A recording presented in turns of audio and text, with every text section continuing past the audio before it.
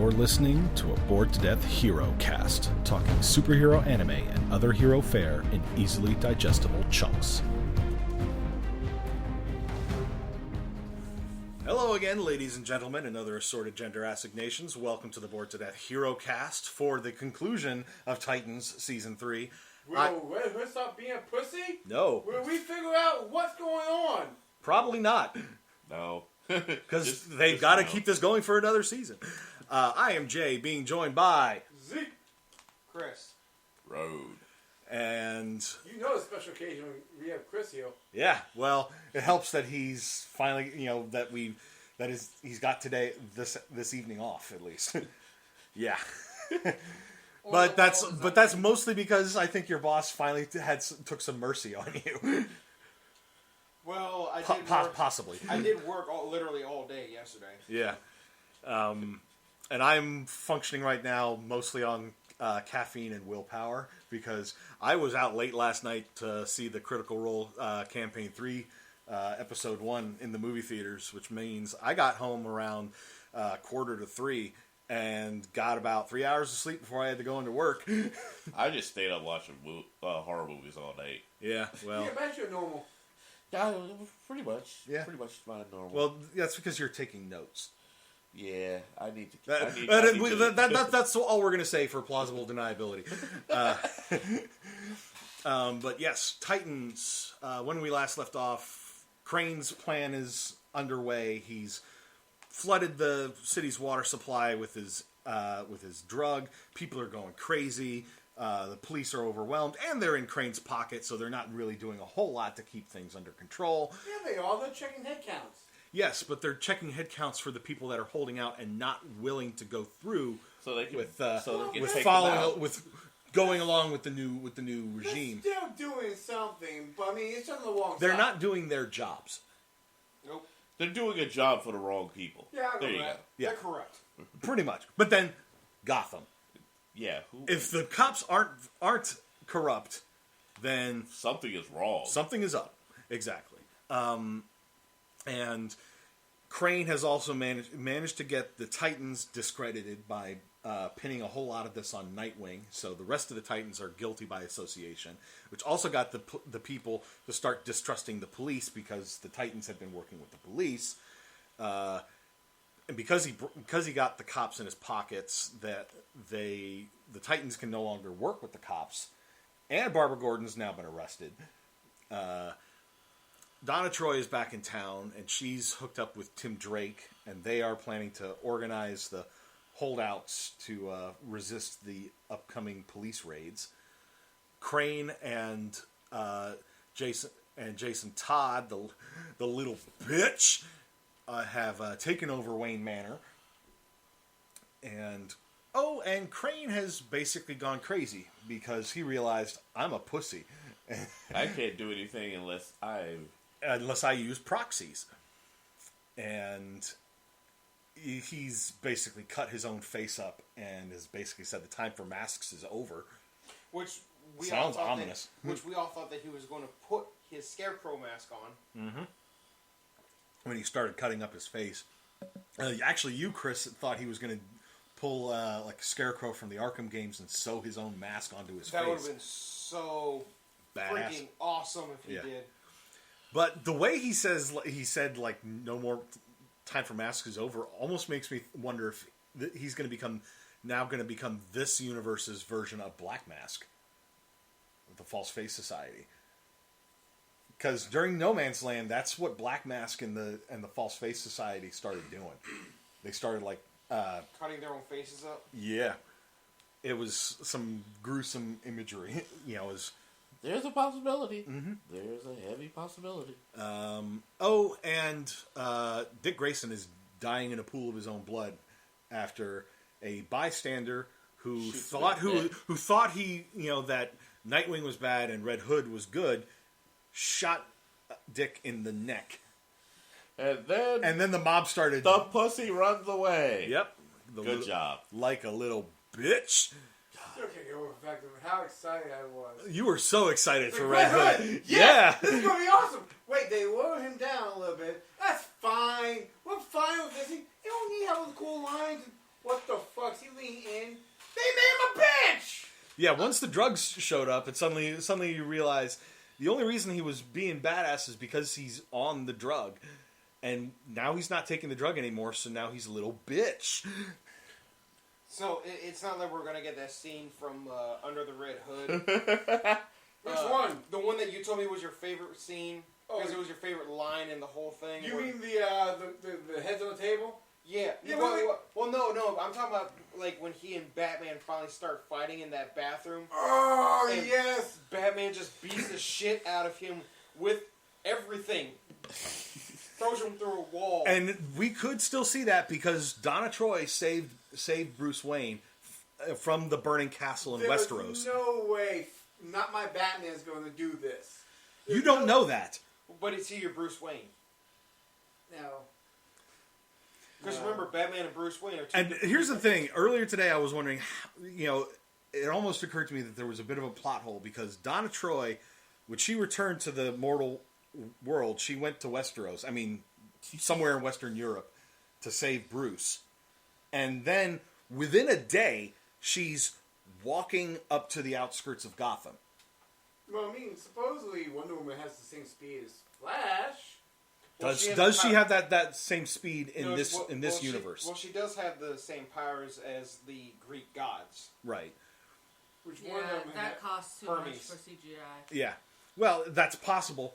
Or, what could have happened is she and Bruce hopped on Bruce's private plane, the same one that he left Gotham on after he supposedly killed the Joker, and then they couldn't fly back to Gotham directly because National Guards locked it down.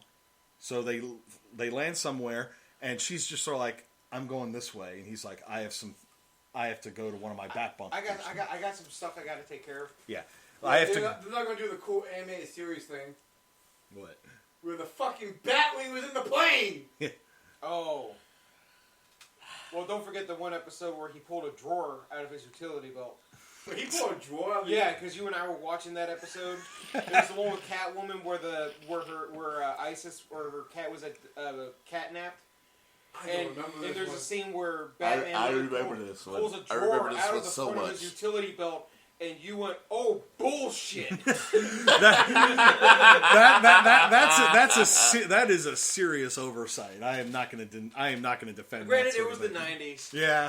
Yeah, but they were so good about getting so much other stuff, at least somewhat plausible within the realm of a superhero thing. But I can't defend that. I have to go back and watch that episode now. It's the one where Isis gets kidnapped. Catnapped, but yes. Well, yeah, catnapped. They're out there hunting for her. Yeah, it's Batman. Batman is actually assisting Catwoman trying to find her. God, I remember this. Because there's the goons that henchmen, and they're for a lab. They're doing tests on animals. I don't remember the drawer. I remember that drawer so damn well. Oh god.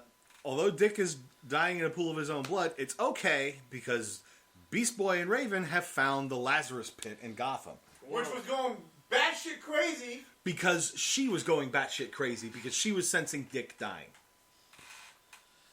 They're connected. True. Yes. Dick is connected to all the women. And Starfire really connected. Yeah, and Starfire has lost her powers to Blackfire. No. Wait! I hadn't finished. But we then learned that Starfire's powers had actually been Blackfire's powers all along. And back on Tamarin, her parents had the local witch or whatever perform a spell to transfer the powers from Commander to Coriander. And then when Coriander started using the powers to try to heal Blackfire, the powers are like, "Oh, hey, this is home." Yoink. But it's okay because Starfire got shot in the chest. And suddenly, her own powers. had her own empowering event. Although it's funny. Disclaimer, we do not recommend getting shot in the chest. It will not give you superpowers. No. I just like the whole idea that they flipped the whole script. Yeah. Corey has Blackfire's colored powers, and Blackfire has Corey's. Yeah. And see, that's what I like. That's just a cool flip. And that's why, there are tons of like nerds online that will start, freaking out the minute you start changing anything from their precious canon. And not just their canon, not just the canon, but their head canon. That I don't care. That's a cool flip. Yeah, but I'm kind of the same way. It's like if you can change things up in an interesting way, go for it. Yeah, we'll let you have it in your canon because I actually got into a discussion with some folks online about like remakes and stuff, and they and I put forth my opinion on it that if you're doing a remake of, say, a movie, and all you're doing is a shot-for-shot remake of the original, like Psycho, why are you bothering to make a remake? Because you want new actors. But we want to bring it up for modern time. But clearly, you thought that the original script and everything was fine the way it was. So it's not a remake. Why do the remake? Unless you're gonna make a couple little changes for the besides just updating it to the modern framework. I don't know. That's just my opinion on this. I want someone to go through a remake of Terminator 2, and instead have everything be the same, but the gas prices be different.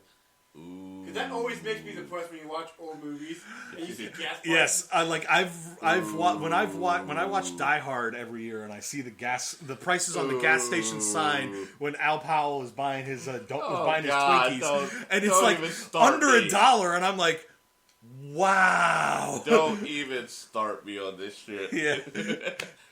Because I know this because I've live tweeted while I've watched Die Hard in the past.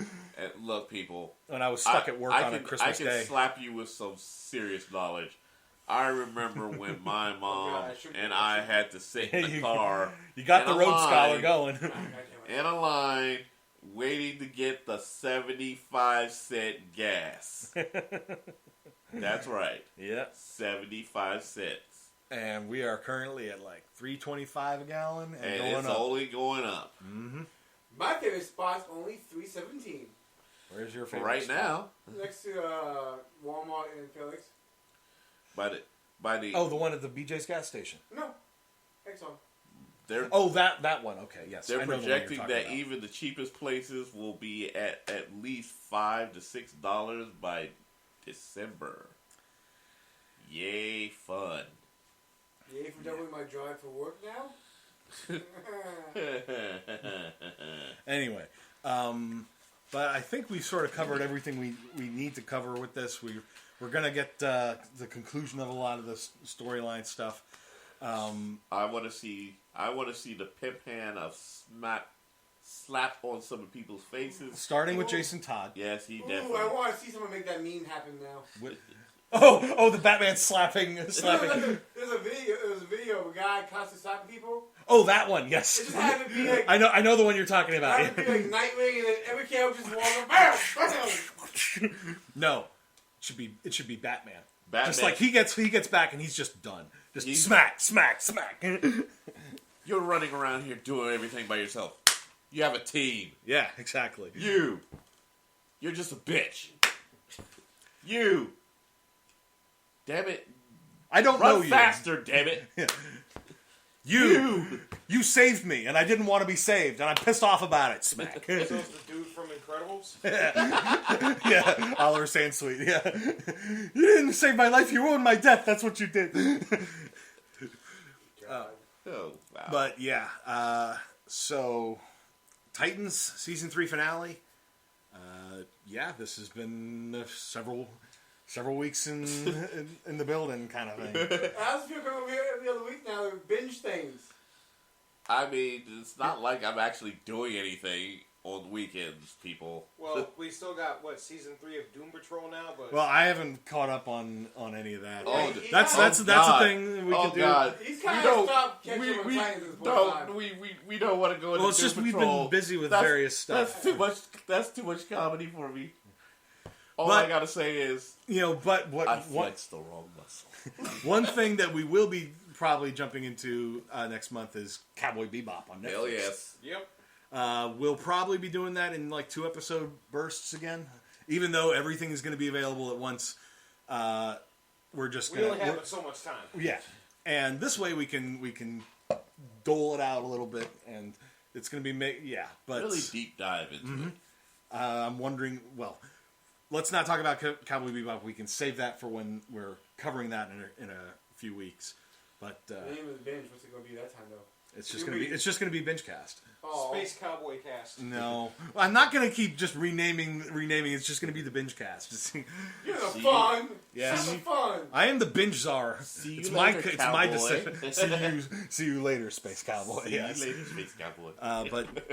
So, season 3 finale. That wraps it up. So we'll be back after the binge. Hello, and thanks for listening. While we're binging, please give us a like and subscribe. If you want to reach out, do it via our social media on Facebook or Twitter at BTD_Bingecast. The Bored to Death Clan is part of the CKCC Radio family, including J Bunny's Music Hub, the Race Nerd Podcast, Real Paranormal Talk, Ranking Tracks, Motivational Moves, The A Show, Park Hopper 101, and The Nerd Table. Please consider supporting CKCC Radio on Patreon so we can continue to bring you podcast content. And now, the binge is done, so let's get to the discussion. And we're back. So, not entirely... I'm not sure exactly what I was expecting from the end of this, apart from Titans were going to save the day because... yes. It's the Titans. And they made Red Hood not a bitch. Well, he's not a bitch. He's growing up. He started growing up. He finally pulled out a magnifying glass and he found a pair. That's for sure. And he also realized I don't need these tweezers anymore. Yeah.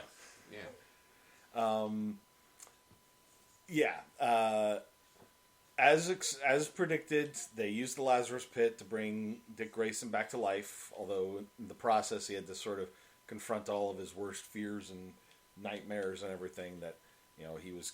Didn't they already do that, though? Yes, but, Dick clearly didn't learn anything from it because... Well, the first time he was being guided. Yeah, but at the same time, he still didn't really learn anything from it because he still had a bunch of these insecurities going on. I'm almost thinking of that episode of, what was it, Justice League Unlimited, where... who's the girl that Batman comforted? Ace. How she did something to Joker that made him see whatever his fears were. It kind of reminded me of that. Yeah. But basically, Crane's went full psychopath and is just sort of like, we're going to save Gotham by destroying it. And because naturally, you gotta raise the stakes to that sort of level to really... What is it with people that think destruction breeds creation? Well, it comes back to the whole, you can't make an omelet without breaking a few eggs. There we go. I mean, that's the old trope, that's the old saying, and it's like, well, get rid of, the cesspool that is Gotham so that something better can arise from it. It's flawed logic, but you can see how that logic would work. Yeah. Gotham is the worst place to live, apart from maybe Bloodhaven. Well, wouldn't it depend entirely on which part of Gotham you're living in? Right. The upside. The upscale area is nice, but the upscale area is actually rather small. Mm. Gotham itself, honestly, is a horrible, horrible place to live. Well, yeah, look what happened to Bruce's parents. Yeah. Well, what happened to his parents actually was, Court of Owls, but it was also a fluke in itself because they decided to walk down the wrong goddamn alleyway. Yep. But here's the thing, though. The thing about that is, in that area, actually, crime was not a major thing at all.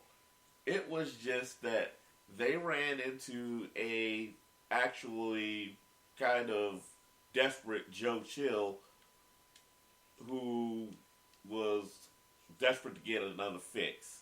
So he saw money, he saw his chance, and, well, there you go. Yep. And now we have the story of Batman. And even in the upscale parts of town, just because it's all gentrified and looks nice doesn't mean there's not some ugly shit. It's not all that great. Yeah, there's there's ugly shit underneath that mask. Gotham itself is supposed to be a dark reflection of Metropolis. Metropolis is this sun-filled, everything is just the city of tomorrow. Yeah, it's the city of tomorrow. Everything is beautiful, la la la. And if you're a normal criminal, you are so screwed. Pretty much. Right. Because if you're in Gotham and you're a regular criminal, you're screwed. You're still screwed. But because Superman will maybe drag you up into the sky, scare you a little bit, and then turn you in. He'll turn you in. Batman will kick the shit out of you. Shit out of you for thinking about being a bad guy, and then turn you in. It's No, Batman will leave you for the police to turn you in. Well, and Batman may not kill you, but he's gonna break your legs. You're gonna have all sorts of medical issues for a long ass time. You're gonna wish you were dead. Running into Batman, especially once you get the medical bills. but again, it's just one of those simple things of Gotham is supposed to be the absolute darkest version of Metropolis, and it is. Mm. There's a reason why Batman and Superman are always sort of considered foils to one another. They are opposite ends of the stick. Anyway, of the good guy stick. Back to Titans. I was highly impressed with the development of Red Hood, finally. Yes. Well, I think we all were, because we're kind of glad that it's like, hey, he's finally grown up. He's finally found his pair. Yeah. You know, he's a little less douchey than what he was before, and he was actually more willing to... He realized that, yes, he has messed up, and he can't just come back from that mess up. Right. So instead, he's going to find his way through it all, which is good. That's what you're supposed to do. You're supposed to grow up. And he's finally doing so. And while this was all going on, they managed... Blackfire finds Connor in the disused communications hub or whatever with the kryptonite dust still all over his face. It's because Krypto came and found her and led her to him. He somehow overcame the kryptonite unless he decided to start licking himself, which... Well, sorry, Krypto. Bad dog. Bad doggy. Bad. But, Blackfire found him, used her new fire powers to just burn the kryptonite dust off of him. Which I'm actually glad they did that, because they did something similar to that in Superman and Lois. Okay. Where the sun was poisoned with kryptonite, and apparently to fix the issue before, they had to burn the kryptonite out via the sun. Wait, wasn't that an episode of Supergirl? Yeah. It was also in Superman and Lois. Superman and Lois. Oh. Because I remember when that episode happened. Yeah. And then she basically asked him to come with her while she went and dealt with some of her unfinished business. You know, and they basically were like, he's feeling betrayed because of what Dick did, and she's just sort of like, I've just decided I'm going to do my own thing. We could be a crime-fighting duo together. And Krypto's just like, Bark's just sort of like, hey, I'm here too. What about me? But they end up going. I saved your butts. They end up going back to the bunker where Blackfire had been held captive, and their intentions are basically to just destroy the place, and maybe get some information about the people that were in charge of keeping her locked up. But the little douche that was basically running the bunker was just sort of like, hold on, I can show you something as long as you don't kill me. And the something was Blackfire's ship. See, I don't see how that works for him. See, they're acting like bad guys. I'll show you something, you don't kill me. Has that ever worked for anybody? Well, they hadn't gone full villain. Yet. Well, and fortunately, it looks like that's not exactly the path they're going with them. But although the potential is still there. Oh, yeah. But the only issue with the ship is the power core basically got destroyed by the scientists when they were running tests on it, and there's no way to replace it because the minerals involved in it are on Tamarin, which they can't get here. And the scientist and the little douche guy's like, actually. I like to prove a scientific point here. If you look at the core of the Earth. Well, no. He basically said there are minerals here that can be used to help synthesize something like it, but it requires intense pressure and heat as if it were in the Earth's core for several centuries. Or you hand it over to Superboy, who basically squeezes it between his hands. And Starfire shows up, and Blackfire basically, now that she's got the fire powers back, is just sort of like, she's at first not really willing to go back to Tamarin because, everybody hates her there, until Starfire then tells her the truth. It's like, the power that you stole from me, turns out that was your power to begin with. My bad. Our parents did this to us when we were both kids. I had no idea that it happened until just now. And so Blackfire's like, so if I had the power all along, that means I'm the heir to the throne. That means I'm the Queen of Tamarin. And she's all ready to return to Tamarin. She's ready to return to Tamarin and right all the wrongs that were wronged on her. Yep, and Superboy's like, all right, I'll help fix this for you. He does his little, crushing a thing into a diamond, more or less, and plugs it into the ship, and ship go boom. Well, he also gave that look of, I don't like this plan. This is a horrible plan. Because he can't go to Tamarin because the atmosphere is poisonous to him. It's poisonous to Kryptonians. And so that's how they repel the Kryptonian invaders. Oh, wait. Breathe deep. Breathe, my pasty friend. Breathe, my pasty friend. Breathe. No, but here's the thing. Or what Batman said to Superman: breathe. That's fear. Do you bleed? You will. But here's the thing. They don't conquer. The only one who had that stupid conquering issue was Zod. We know where he is. So we don't know where he is in this continuity. Well, that's true. We're still basing this off of the DC EU stuff or the mainline DC comics. Yeah, but we do have Geoff Johns writing, so this is true. Geoff Johns will just be like, you know what? I think I can do better. Watch me.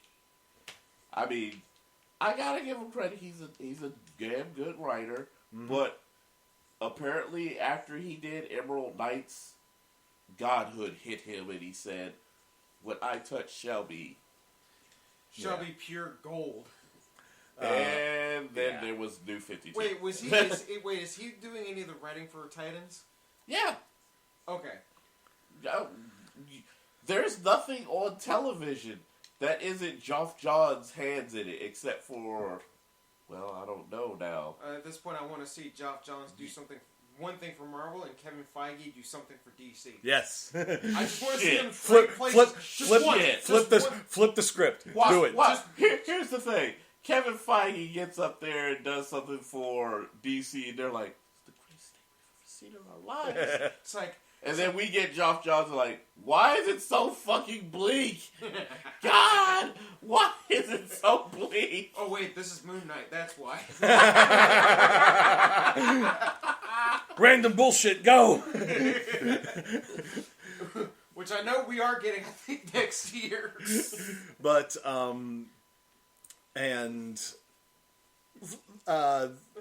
the resistance movement against, Crane's cops is failing. The cops are basically just rolling over all the resistance cells, and the Drakes are just sort of like, we can't stay here. We should get out of Gotham. Like, right. We need to get I know a route that we could probably use. And Tim's just sort of like, no, I want to stay and fight and try to help save Gotham. And even Donna's just sort of like, I appreciate what you're, the willing the effort, but I did not bring you back to life with me so that you could just throw your life away. And he's like, no, I came back in order to fight, and that's what I'm here to do. Mm-hmm. And she basically is just sort of like, no, just get in the truck and let's go. And well, they've run into a roadblock, and shit goes sideways. Shit starts to go sideways. But fortunately, in the next episode, we see that Raven and Gar turn up to help save the day. Figure out where they are. And I forgot to mention when Raven and Gar ran to find Nightwing. Raven tries to use her magic to bring him back, and it doesn't work. And then suddenly a bunch of bats start flying overhead, and Gar's suddenly... Bar goes native. Yeah, Gar's suddenly just like new animal form, unlocked. Form of bats. That was the one thing that I kind of had an issue with at the beginning, because I know Beast Boy is supposed to be able to turn into any animal that he sees. As long as he sees it, he knows what it looks like, he can transform into it, right. Hence why he can turn into a freaking dinosaur. But the thing about it is, in this one, he's still basically learning the ins and out of his powers. Yeah. So, but I'm sure Chris is going somewhere with this. It's like I know that in some episodes, like later on episodes of Teen Titans, he starts seeing animals from other planets, and he's able to turn into those too. Okay. So it's like, how I was like, okay, so why is he only able to turn into a tiger? Because I was just like, is that all they could afford to turn him into? The CG budget wasn't that great. The CG wasn't that great, and when they first did it, everybody was like, ugh! And then, wait, we can do better. Beast Boy can know karate now. Yeah. And so they would minimize the number of times they had to transform him. Yeah, this makes, I think, 3 forms that he's unlocked. Tiger, snake, and bat. Yes. And with the bat form, he was like, I was part of a hive mind, which I was like, I don't think bats don't work that way. Yeah, they're not the Borg. Unless it's something to do with when he transformed, he could, like, communicate with them and the other bats followed his lead.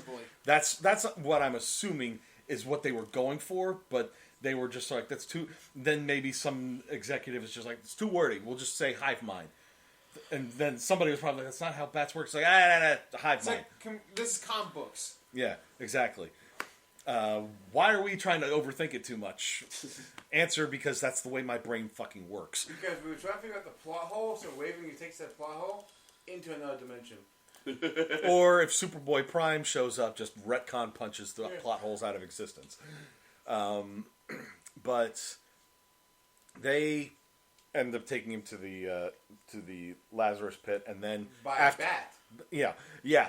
Gar in bat form gets the rest of the bats in the swarm essentially to pick up the body. Go Team Thunder, go! I swear to God, it was almost reminding me of like what I said earlier. That scene from the Simpsons movie where Homer and Marge were in the cabin and they're trying to get intimate, and it was trying to make it look like a Disney movie where all the animals were coming in, taking their clothes off. They're struggling with Homer, and like two of like the little blue jays are like, we need more birds, and next thing you see is a bald eagle flies in. And after Dick has his little confrontation in the in-between with all of his worst fears and everything, he punches his way out of the Lazarus Pit. Suddenly his Nightwing armor that he was wearing when he got dumped in is gone. He's wearing his civvies. Yeah, which I looked at that, I was like, if that's not what he was wearing when he got dunked in there. But then again, Gar, who was in bat form and flew off with all the other bats. After they get to the Lazarus Pit, he got pants. Yeah, he suddenly has a pair of jeans on. It's like, where the fuck did they come from? It's like, what happened? Did he go and rob a hobo? Did he pull a freaking Kyle Reese and mug a homeless guy? Give me your pants. I don't have anything left in my I need your life. clothes, your boots, and your motorcycle. Yeah, but Give me your pants. You also need to remember something. That homeless guy probably didn't wash his balls in a while. Yeah. Surrender your pants.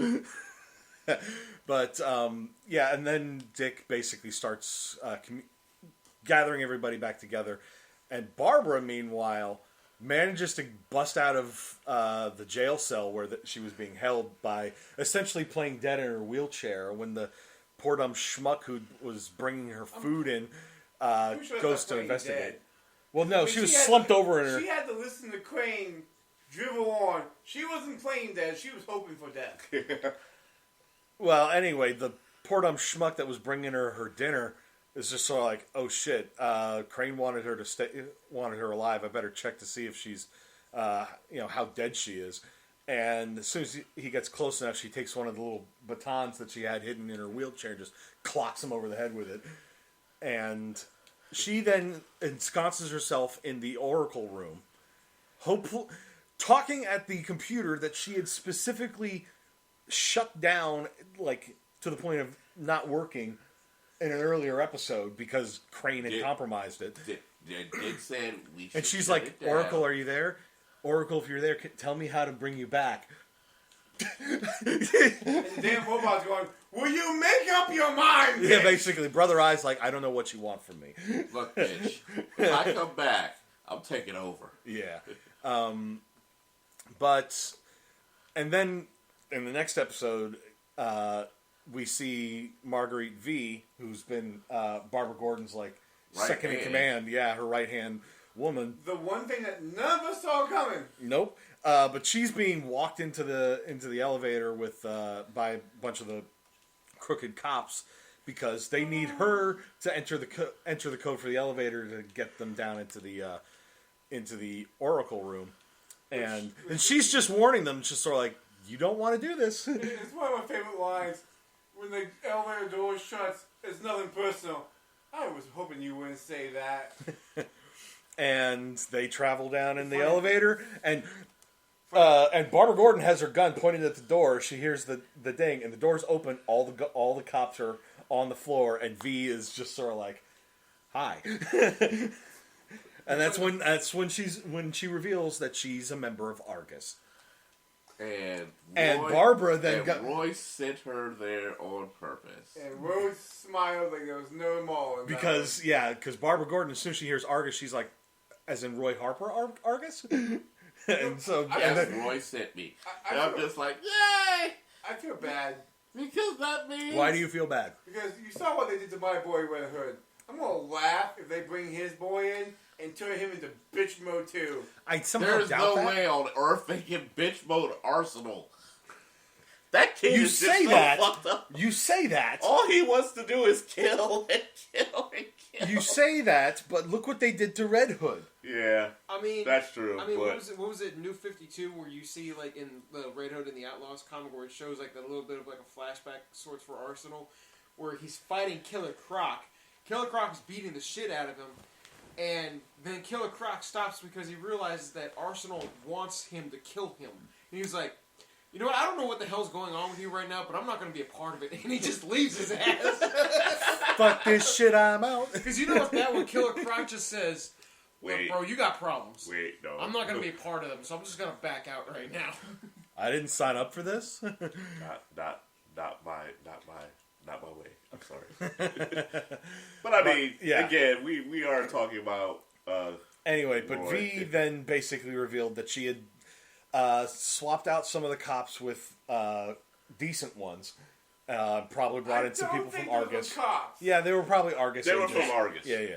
That's kind of what I was getting to. You But just she interrupted was there, me before I she could was get there. there because they found out that Raish is moving into the area, And the Lazarus Pit and there's was a step Lazarus Pit somewhere in the city. Well, God, we know the Nightmare's Pit is there. I want that in season 4. I know I put the pit here. Yeah. Where did my pit go? We're getting a bit ahead of ourselves. But Crane and Dick and hooks back up with Jason Todd, who's gone back to where he saw Dick Grayson die, and is just basically shooting his gun into the air and just sort of like, I'm the bitch now. I mean, I'm the man now. I'm Red Hood. I'm the one in charge now. And Dick shows up and it's just sort of like, I'm not here to fight. But Down your helmet. yeah, but he's basically like, look, Crane is going to destroy the city, and are you in or are you out? And yeah, Jason Todd by this point is basically like, I am kind of looking for some redemption, so sure, I'm in. And they break into the GCPD armory where a bunch of the rogues galleries gadgets and stuff have been housed. And when they go in there, we saw Riddler's cane. We saw one of Joker's little chattering teeth wind up things. There was Penguin's umbrellas. But then when they open up the container that held Crane's like gas bombs, they're all gone, and all that's left is this book of poetry that Crane had been like quoting from earlier in the episode, just sort of freaking out Jason Todd, who's just sort of like, you've gone nuts. I don't know what's going on. I'm out. And that's when they realize, okay, he's already got the gas. He's going to put the gas. He's going to attach them to bombs in the city. We need to figure out where the bombs are so we can disarm them. And all the Titans have basically reunited by this point. They gather in the Tim Cave. The Dick Cave? No, the Tim Cave. The Tim Cave. The Bird Cave. And they're racking their brains trying to figure out the clues from the poem, trying to figure out where these bombs could be located. And of course, the clues are pointing to multiple possible locations. And then Dick suddenly has a brainwave. He's just like, wait, no, stop. We're approaching this like Batman would. And it's like he realized we foiled his original plan to just make this, to flood the streets with the drug, and make money off it before pushing Red Hood out there. Instead, he wants us to chase him around. Right, and they foiled his plan with the replicator device by not acting like Batman. Yeah. And so that's when he realized that's what we need to do. We need to not go at this like Batman, or he's going to win. So he comes up with a different plan by working with Barbara and Argus. They plan to move the Argus satellite into orbit and use that to jumpstart Oracle again and hook that into the Wayne Manor mainframe. I think was the plan to stop him from using the bombs. But the only problem is they had to do that. They had to get into Wayne Manor, which is got a bunch of the crooked cops in it. And so that's when Dick's just like, I've got a plan there. And the plan was Jason Todd. And he also, Jason Todd was step one.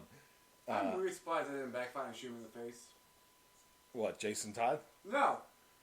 We don't want my team to know about Jason Todd, so I'm not going to tell them about Jason Todd. That's gonna bite him in the ass later. I'll get to that, yes, because poor communication kills.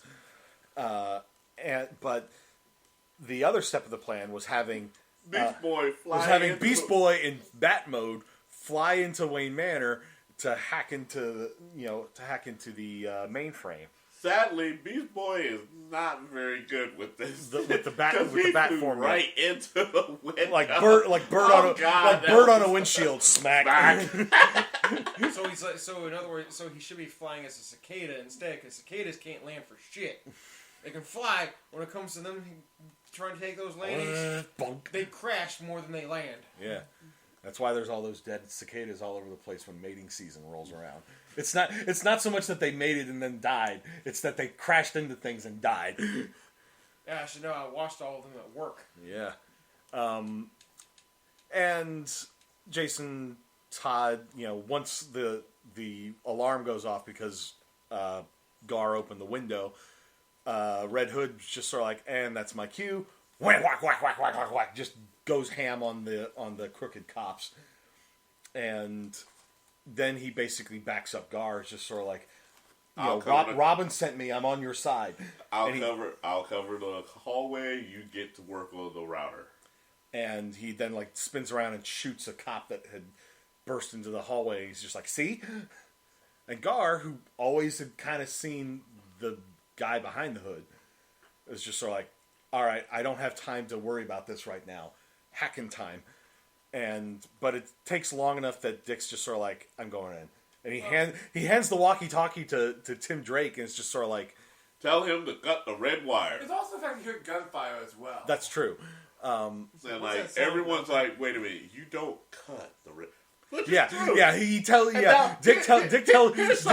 tells Tim, tell him to cut the red wire and hook up the router. Even from a military aspect, as I was EOD, we don't fuck with red wires. We are terrified. If we see red wires, we're just like, you know what? Fuck this. We're not touching it. Mm-hmm. Which is why, if I were the kind of person to make bombs, which I'm not, because I don't have the patience for that kind of electrical engineering work, that's what I would probably do, is just red wire the fuck out of everything. Cut the red wire. Which one? Yes. And then it's like the Mask when he was trying to cut the wires off of a bomb. He just starts snipping everything. Yeah. And then ends up swallowing it as the Mask. Mamma mia, that's a spicy meatball! No, that was in an episode of the cartoon. Oh, you were talking about the cartoon, okay. I haven't seen many episodes of the cartoon. Anyway, and yeah, they managed to hook up the router, and now it's just a question of will the satellite get into position in time and establish the link or whatever, as more cops are pouring into Wayne Manor, and then Dick Grayson shows up and just goes ham on them in full Nightwing mode. And there's one of the crooked cops left, and he's got a beat on him, laser sight and everything, trained on the back of his head. It's just sort of that's the main guy who was on the take. Yep, who took all the money in. Well, him and Fletcher. Fletcher was the other one, and he's just like, you know what? Fuck this. And instead of the R being thrown into the hood, into the chamber, he throws the Nightwing dirk. Yep. And jams it, and it backfires right into the guy's eye. Yep. And classic.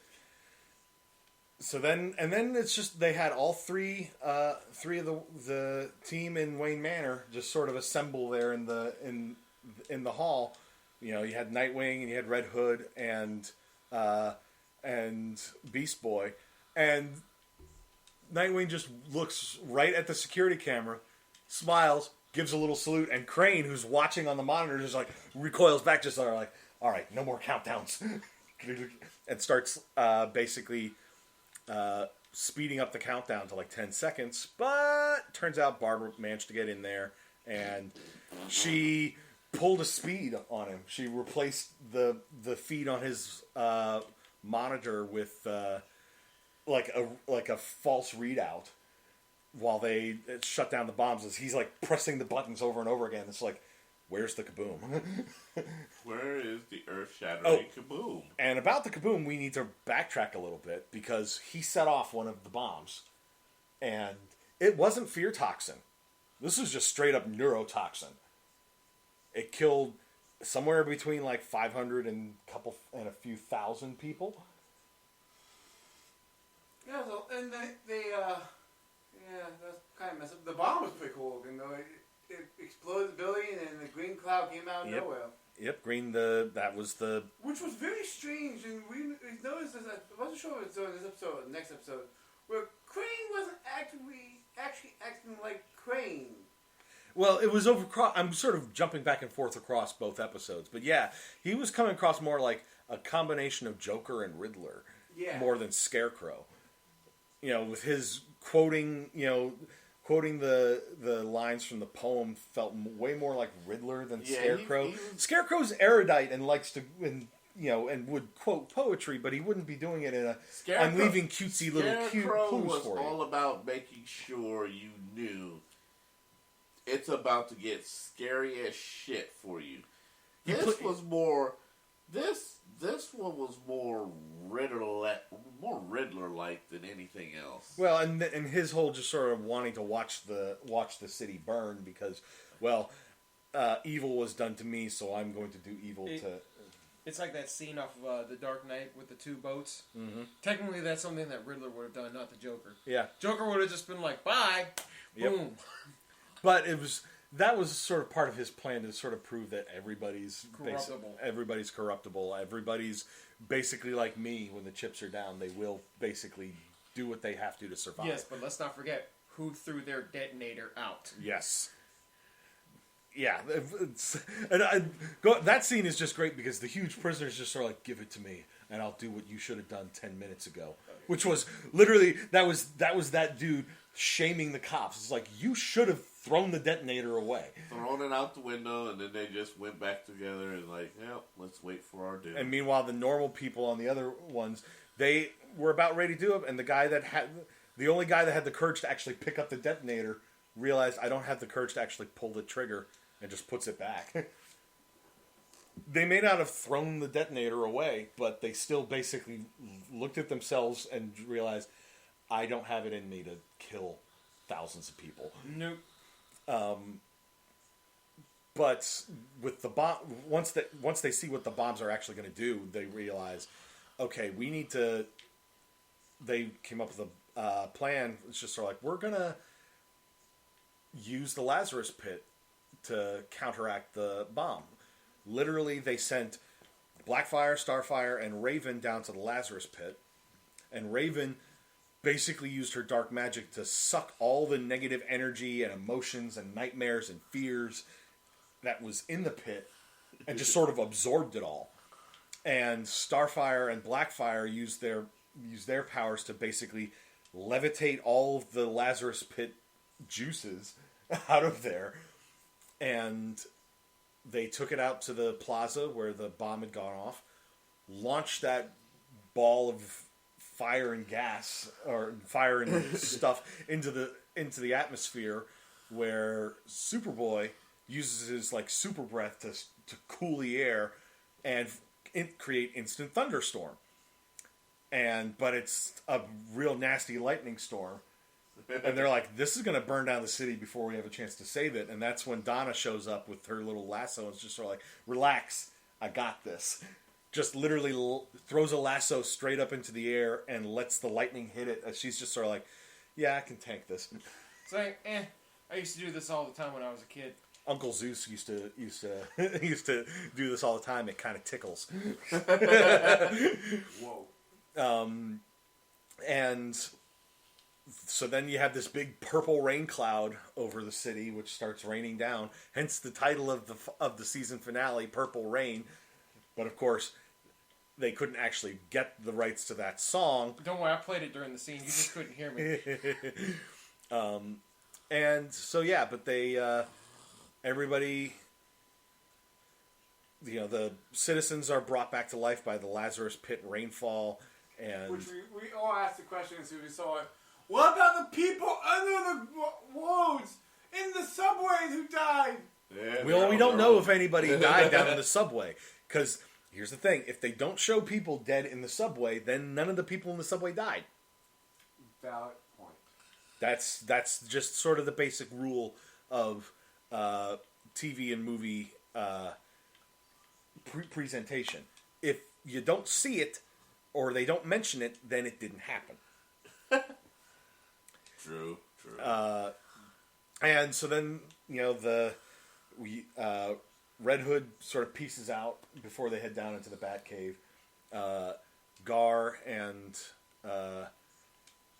heads down there, and then Tim Drake turns up, and he joins Dick and Gar down in the Batcave, and Crane is there, just sort of like looking like he's about ready to beg off or whatever. he's still trying to be be all smug and everything. And Dick's just sort of like, so Tim, welcome to the Batcave. What do you think? And Tim's just sort of like, I don't know. It feels a little crowded. And then Dick's just sort of like, you're right. Would you like to do the honors? And he's just like, okay. Boom. Left hook to the jaw. And Crane just gets KO'd. Because that's Crane. He's got a glass jaw. He's got a glass jaw. And so yeah, the day is saved. Gotham is saved. The Titans have been redeemed in the eyes of the public because they helped help save the day. And they literally made a purple rain. They made Prince proud. Yeah. R.I.P. And so then it was just, the GCPD just starting to get back on its feet. V hands Donna Troy it's just like, here's my card. We might have some work for you with Argus or whatever. And Donna's just sort of like, I already have this. And V's just sort of like, no, this is a new one. You hold it up to your phone. It's got a chip in it. You hold it up to your phone and it calls me automatically. And I'm like, that is kind of cool. Now, if only they could actually do that. Yeah. Well, but next thing you know, you put it in your pocket, your phone starts ringing. God damn it! How soon before they take that idea and put it in something that Joker does? Like like his little cards have like chips in them that start fucking with computers. Oh, so the next story arc should be the 3 Jokers. Yeah. Well, hey. We know Root is going to be... Yeah, Root is definitely going to want the 3 Jokers storyline. Yeah, I still got to get that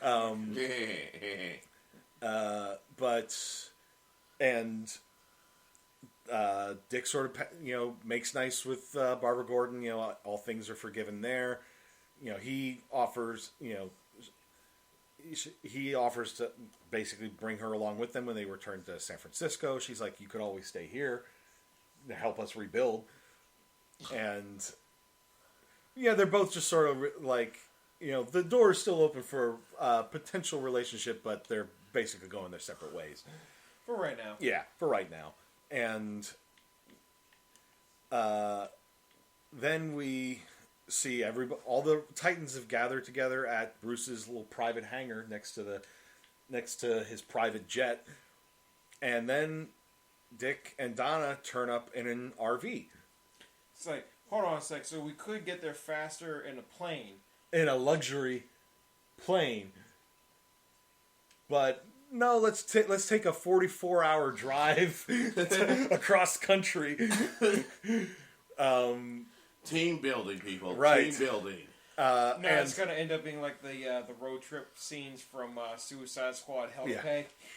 And Superboy talks with a little douchebag scientist guy who it turns out is a massive Titans fanboy.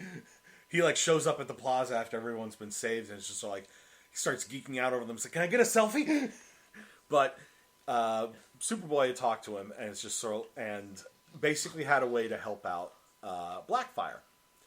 And they return to the evil bunker thing where the scientist guy reveals that Superboy, thanks to his photographic memory and X-ray vision and everything, had memorized the schematics for the Tamaranian ship, and they had a holographic model of it, and scientist guy's like, I can 3D print some of the fiddly stuff, and you can just use your preferred retailer to get the other things together. And basically Superboy's like, I feel bad that I destroyed your ship. I know that you said you would have done the same, but I still feel bad. Hey, we can rebuild it so you can go home. We can rebuild it. We have the technology, but we don't want to spend a lot of money. So we're just going to use this guy's small-ass 3D printer. Yeah. Well, I'm sure it's probably an industrial size one, but possibly. They don't actually show it. Yeah. And by the end of the episode, the Titans are getting ready to pack up and everything. Donna's like, I'm not going with you. I have to go to Paris to meet up with Dove. I have a message to deliver from Hank. And Blackfire's just getting ready to do her own thing, but she tells Connor before she leaves, the guy said he could put together a, like, filter mask so that you could come to Tamarin and be able to breathe and, you know, come visit me. And he's very happy about that, so it's like, yes, okay, sure. And the only thing I can think of, long-distance relationships don't work that well. That's true. Well, they can work, but it takes a lot of work. Very a lot of work. But, so she goes off to do her own thing. Donna's heading off to Paris for presumably the first few episodes of next season. And the rest of the Titans hop aboard the RV, and Tim Drake's, you know, looking like kind of dejected, like, I'm not going with. And then Dick just turns around and is like, are you coming? It's like, you got some decent moves, but you need training. And so, yeah, he hops on the RV also. But they have one last stop to make. And that stop is Arkham Asylum. Yeah. And Crane is there in his own little private cell, wearing a straitjacket, chained to the floor. And he's just all smug. He's just like, are you looking for another consultation? I'm not, but I'm not on the payroll anymore. And he's still just sort of like, this is temporary. This place has many doors and all of them revolve. Which is a nice little nod to the fact that people break out of Arkham all the time. And Dick's just like, yeah, not this time. And then he just sort of steps out of the way as Raven walks in. And Raven's like, I have something for you. And then she basically regurgitates all of the evil from the Lazarus Pit. If you've seen the Hellboy, the Hellboy reboot film, the psychic chick who was constantly spewing out the dead people, it looked kind of like that. Yeah, and it just flows down into Crane's head as he's now getting all the fears and all the nightmares of all the people that have ever gone into the Lazarus Pit, and he's just left screaming and, you know, screaming his head off as they leave. And that wrapped up season 3 of Titans. You know, so the Titans are going on a road trip. Maybe that's going to be season 4. You know, them making their way across the country. Maybe a few, like, one-shot villains, you know, before they get into some, whatever the arc. Crime Fighting USA. Yeah. It's the Mystery Van. Mystery Incorporated. Zoinks, Robin! I mean, they even have a dog. Wow. I don't think he's going to do anything for Scooby Snacks. Raggy, feed me Scooby. Feed me Super Snacks.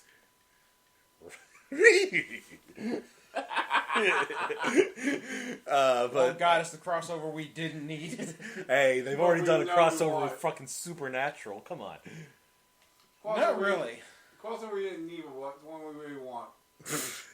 But yeah, that they wrapped up the season. We did sort of throw around some possibilities on who we wanted to see for like season 4. I'm personally of the opinion it's like, let's not do a Bat Family villain again, because we literally just did that here with Scarecrow and sort of Red Hood at the same time. He used to be a villain before he went more anti-hero. But so the door's wide open for whatever next season could entail. There wasn't any like a whole lot of dangling plot threads from here. You know, yeah, Donna's sort of piecing out for a little while, but she'll be back. Plus, it's a good way to introduce other like DC superheroes. Like I know Zeke here said you wanted to see Minos and Manos. Oh yeah, they'd be fun. Brother Blood's name has been thrown around a few times by you guys as a potential like arc villain for a season. I'm just not as familiar with all the Titan villains. I know Dr. Light was in season 2. I know that much. Zeke and I need to get back on my catch up for that, but I feel like he was barely used though. Dr. Light went a lot darker. That's one of the reasons why, as I'm thinking about it, and I said before, you gotta keep in mind it's like it's gonna go darker. I want to see the British guy from Mad Mod, yeah. Mad Mod. I just want to see a dark version of him. I think he could be a good one-shot villain if they're doing like Titans Across America kind of thing. for season 4, then having Mad Mod as a one-off villain would be a good thing. And it would be a nice change of pace from the past 3 seasons where it's like there was like a long sort of arc villain thing vibe going on. Having them dealing with a bunch of like one-shot villains feels like a nice way to sort of change of pace, while the Titans are making their way back to their regular stomping grounds on the West Coast. Oh yeah.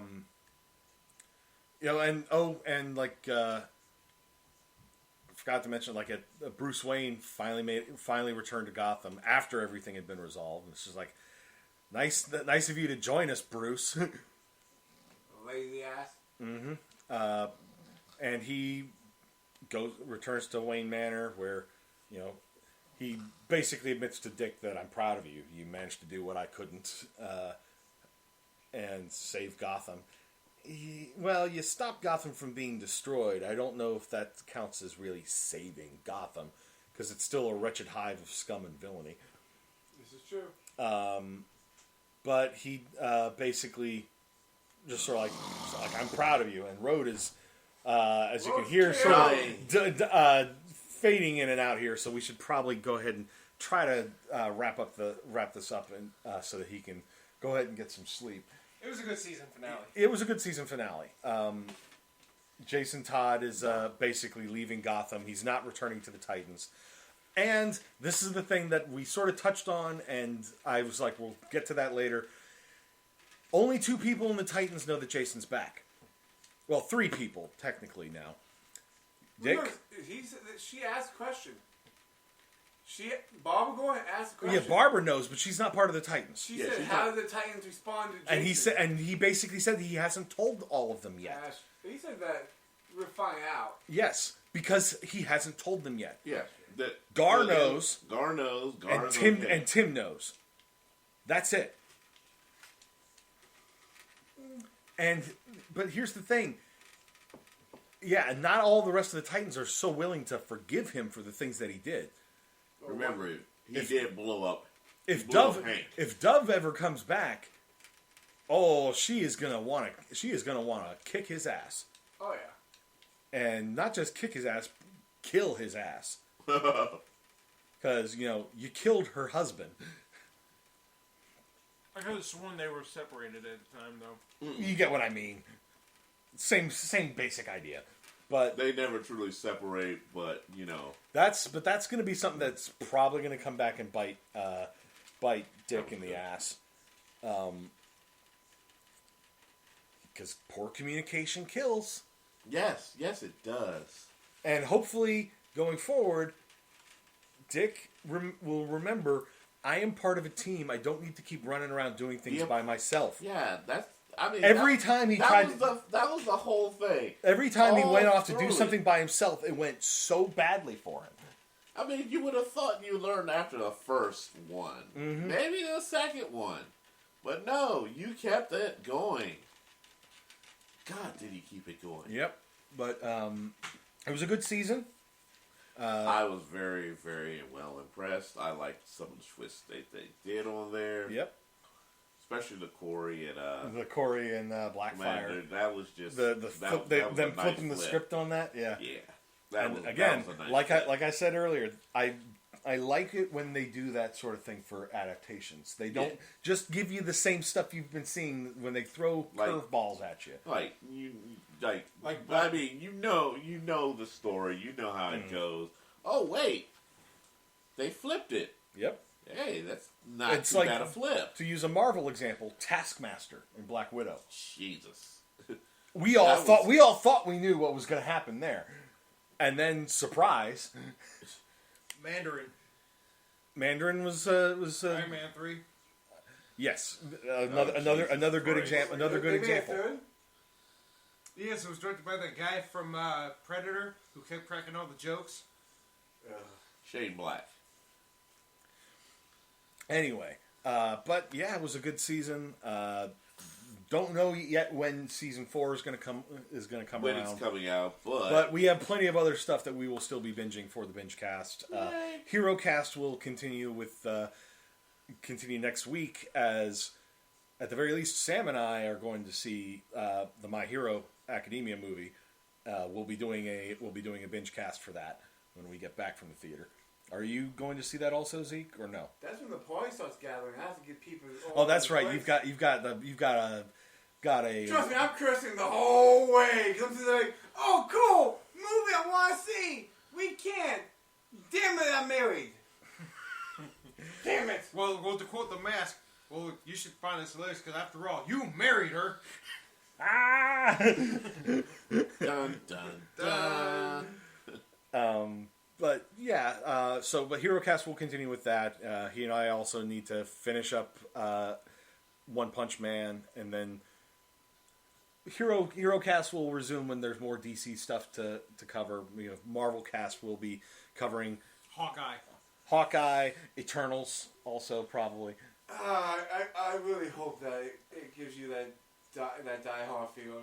Because that trailer just screamed Die Hard feel. Yeah, Die Hard the series so in the MCU. How a TV dinner feels. Now I know what a TV dinner feels like. Welcome to the party, pal. Now I have 2 arrows. Ho ho ho. Oh God. I mean, they got a lot of the jokes from the actual comic book in there. Yeah. I'm like, but that's for later. That's for later. There's also, Doom Patrol when we get to that. Yes. I must be here. Actually, I must be here when we watch the new season of Doom Patrol. But most of all, you just started Doom Patrol. I have not watched Doom Patrol. Jesus Christ. It's batshit insane. Yes. Oh God. I gathered from the way you guys have talked about it, and from the glimpse I saw of it in season 1 of Titans. Here's the thing. Oh, that's the thing though. There's slight differences between what you saw in Titans and the way Doom Patrol actually is. I'm sure. But there is. But the thing about it is, you start this everything in Doom Patrol fits. It's as if they ripped the entire comic book out and threw it on screen, and it's hilarious. Okay, well, that's a possible future Herocast thing. I'm not going to cover all of the previous seasons on this. Maybe I will just join you for the new season or whatever, and just go in completely blind, not having clue what's going on. Well, you could just go and binge watch the episodes during your free time. Yeah. When you're off Destiny. It's not always Destiny. It's Far Cry 6 right now. But also, and next month there's the GTA remastered trilogy. Oh my God! Come on, San Andreas. It's one of the all-time best GTA games. Yeah, I'm gonna skip it simply because why bother when I still play on my PlayStation? That's fair. That's fair. And of course, as we mentioned earlier, next month, Cowboy Bebop. Yeah, 10 episodes. 10 episodes. So for that, are we going to give our thoughts on the Lost Sessions short that they released? Yes, we'll cover that in the first episode, in the first binge, because I did ask Rode earlier if he'd seen the Lost Session, but that's a topic for another time. We're not going to pad this out any longer. So that I think is going to wrap up this edition of the Herocast. Titans season 3. Definitely 2 thumbs up. Mm-hmm. And, it's even a good jumping on point for somebody that hasn't been watching it. You know what? That is a thing. You could pick up each season. You could just pick up right on the first episode. Well, I wouldn't say that necessarily for season 2, because season 1 ended on a cliffhanger, and you jump straight in with that cliffhanger. Yeah. But season 3 is a good jumping on point. You can pick up a lot of what's going on from the context and everything. But it was a good place to jump on. It's available on HBO Max. If you're watching Titans on network television, cable television on TNT, why? Just why? I don't know. Why are you watching Harley Quinn on Adult Swim? Because they put it on Adult Swim. I don't know, but at any rate, Titan Season 3 was a good jumping on point for a newcomer. It was a good season.